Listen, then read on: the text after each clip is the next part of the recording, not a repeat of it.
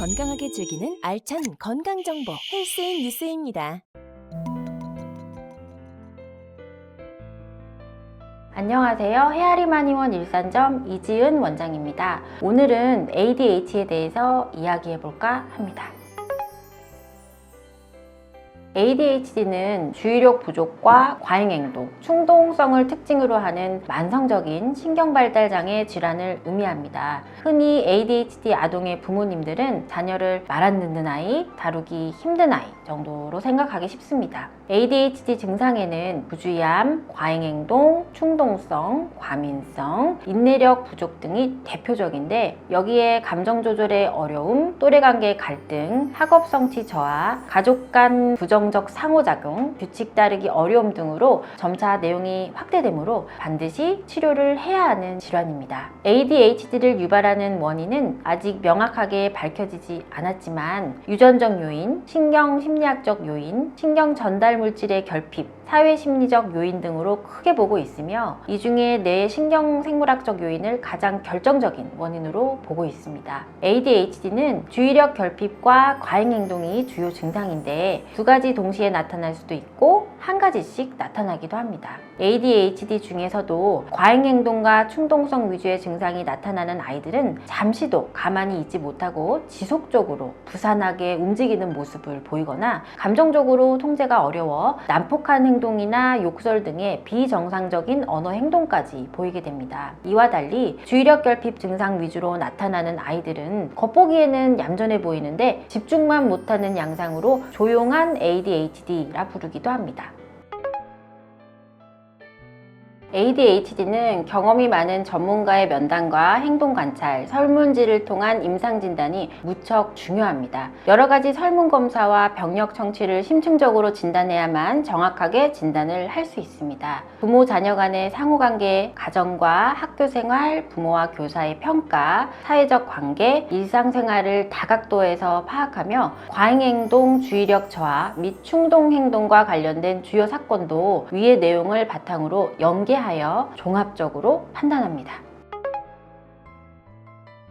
산만하다고 모두 ADHD는 아닙니다. 다른 신경정신질환의 일부 증상 중에 과잉행동과 충동성 및 공격성이 동반되는 경우도 있고, 신체적 장애나 환경 문제로 산만함이 관찰되는 경우도 있기 때문입니다. 통상 만 3세에서 5세의 학령전기의 아동들은 아직 미숙하기 때문에 오래 집중하는 것이 어렵습니다. 따라서 유아기의 아동이 ADHD로 의심될 만한 증상들이 보인다고 하더라도 무조건 ADHD로 진단해서는 안 됩니다. 또 산만함과 ADHD를 구분하기 위해서는 다양한 환경에서 유사한 문제 행동이 반복적으로 관찰되는지 계속 확인이 필요합니다. 이와 별개로 ADHD 아이들과 그렇지 않은 아이들의 뇌에 다른 점이 존재한다는 것이 연구 결과를 통해서 확인되고 있습니다. 대체로 ADHD 뇌는 되뇌 피질의 두께가 일반 아이들에 비해 얇아서 성숙에 지연이 있으며, 또 신체 활동 및 근육 움직임을 억제하는 기저액의 크기가 정상에 비해 작다는 것이 확인되었습니다. 성인이 되어 자연스럽게 ADHD 증상이 완화되는 경우에는 상대적으로 작았던 기저액의 크기가 다시 정상 크기가 되고, 되뇌 피질의 두께가 후속적으로 두꺼워지는 것이 관찰되기 때문에 ADHD 병리에 있어 매우 핵심적인 위치일 것으로 추정하고 있습니다.